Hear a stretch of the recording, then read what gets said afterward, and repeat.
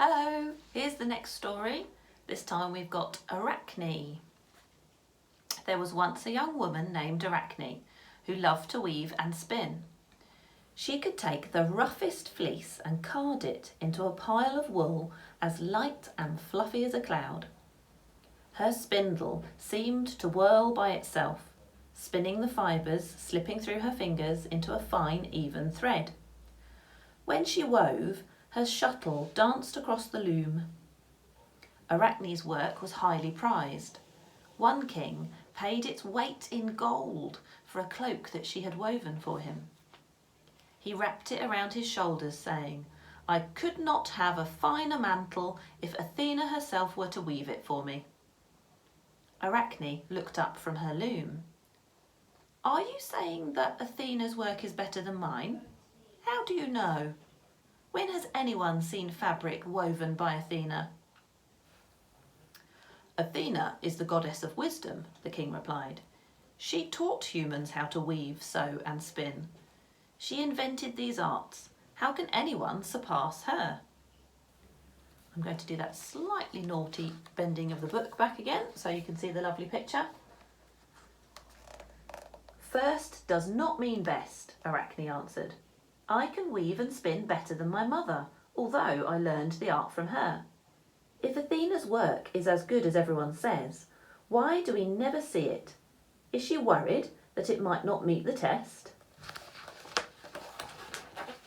"Let Athena match her work against mine. That will prove who is the better weaver." The king hurried away, shocked by Arachne's words. An old woman sitting nearby shook her head. "Dear child, take back this foolish talk. It is wrong to speak disrespectfully of Athena. Your skill at the loom is unsurpassed among human beings. However, the power of the gods is beyond anything we can imagine.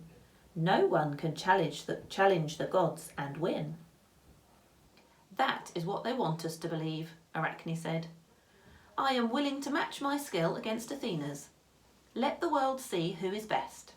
Let her take up my challenge, if she is not afraid." "She is not afraid." The old woman rose to her feet. She threw off her ragged cloak. Athena stood before Arachne in all her glory. She waved her spear, and 2 looms magically appeared. "I accept your challenge," Athena said. "We will each weave a tapestry. A jury of gods and humans will judge who is the winner." Arachne and Athena sat down before their looms and set to work.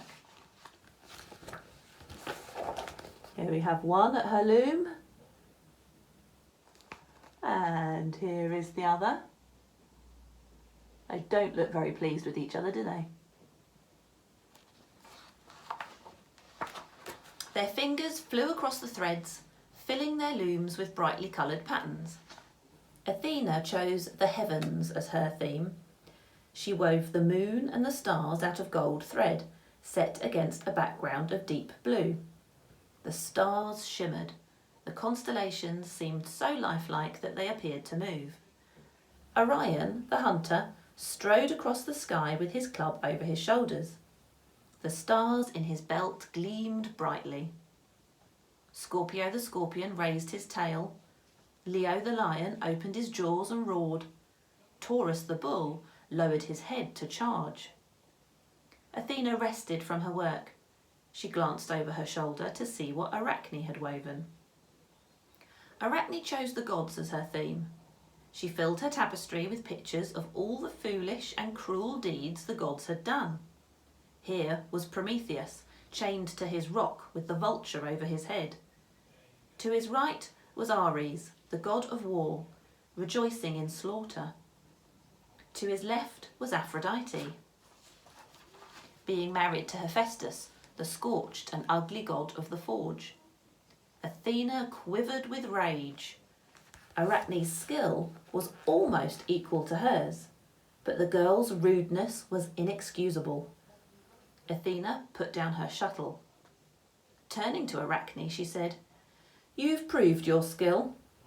I cannot allow this contest to continue, for it must never be said that a human defeated a god. If you agree, I will honour you with a gift." "What is it?" Arachne asked. "I will make you the greatest weaver who ever lived," Athena told her. "No one will surpass you. The threads you spin will be finer than silk and amazingly strong. In the early morning, when the dew is wet on the ground, your threads will sparkle with diamonds. You will never go hungry. Weaving will provide your food. You will pass your skill on to your daughters. They will all be great weavers down through the generations. All of this I promise. Do you accept?" "I do," Arachne said. Her eyes gleamed at the thought of receiving such a gift. Here she is, dreaming of her gift, I think.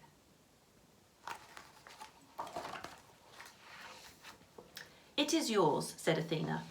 She touched Arachne's forehead with her shuttle. The young woman screamed as all the hair on her head came off, along with her nose and her ears. 6 more eyes popped out on her forehead. 2 sets of arms and legs sprouted from her sides. She began to shrink until she became a tiny creature creeping along the ground. She climbed a tree and hung from a branch on a long, sticky thread that she spun from her own body. Arachne had become a spider.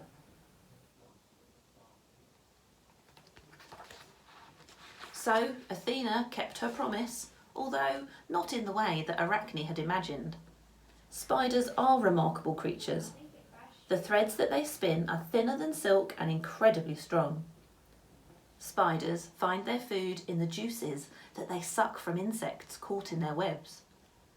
Morning dew on a spider web sparkles like diamonds in the sunlight. And Arachne's daughters, the world's spiders, are all great weavers, just like her.